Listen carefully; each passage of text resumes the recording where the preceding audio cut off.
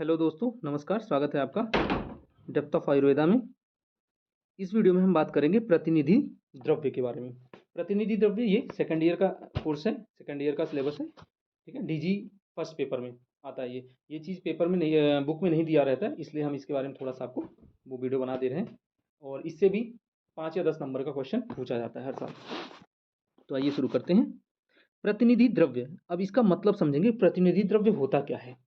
ये कह रहे हैं कि सभी प्रकार के औषध द्रव्य सुलभ नहीं होते। मतलब कोई पेशेंट आपके पास आया और उसे आपको मेडिसिन देना है। मेडिसिन चूंकि आयुर्वेद में है तो आपको प्लांट की औषधियाँ या कोई ऐसी औषधियाँ देना पड़ेगा। ठीक है, और वो औषधि आपके पास अभी नहीं अवेलेबल है। ठीक, तो क्या करेंगे आप कि उस औषधि से मिलती जुलती जो भी उसके उस औषधि से मिलते जुलते जो भी करेक्टर होंगे, रस वीर्य गुण विपाक, उसी तरीके की आप दूसरी औषधि उसको दे सकते हैं। जैसे आप मॉडर्न में समझें तो मॉडर्न में कभी आप देखे होंगे जब मेडिकल स्टोर में जाते हैं और कोई डॉक्टर लिख के देता है कि ये वाली आपको मेडिसिन लेनी है, तो जो मेडिकल स्टोर वाला होता है कहता है, भैया मेरे पास ये वाली मेडिसिन नहीं है, लेकिन सेम कंपोजिशन की दूसरी मेडिसिन है, कहो तो मैं दे दूं। तो आप कहते हो कि नहीं, मुझे वही वाली चाहिए, अदरवाइज नहीं।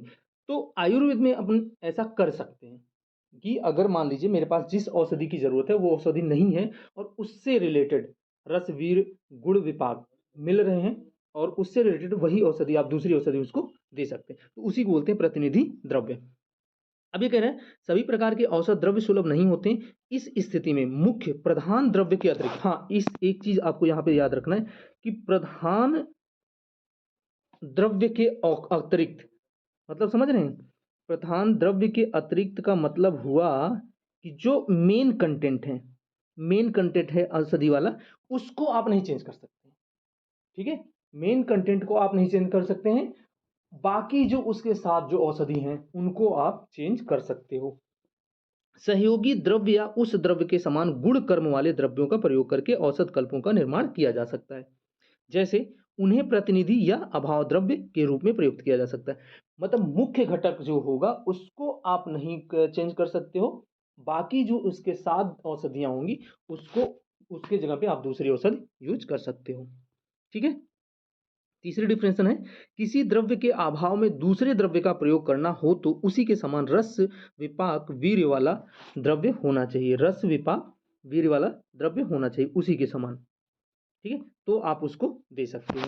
अब इसमें कुछ नाम दिए हुए हैं, ये 10-12 नाम हैं, उसको आपको याद करना पड़ेगा। यही सब जब आप वहां पे आएगा कि प्रतिनिधि द्रव्य के बारे में बताइए, तो आप प्रतिनिधि द्रव्य के बारे में लिखेंगे, और ये 5 नंबर या 10 नंबर का आता है। तो प्रतिनिधि द्रव्य के बारे में आपको पूरा डिफिनेशन लिखना है। उसके बाद ये जो हम आपको बता रहे हैं वो आपको लिखना है कि हाँ, ये द्रव्य प्रतिनिधि द्रव्य के फॉर्म में यूज हो सकते हैं। जैसे चित्रक है, चित्र, और यहाँ ये चीजें भाव प्रकाश के अकॉर्डिंग है, ये भी आप ध्यान रखिएगा, भाव प्रकाश के अकॉर्डिंग है।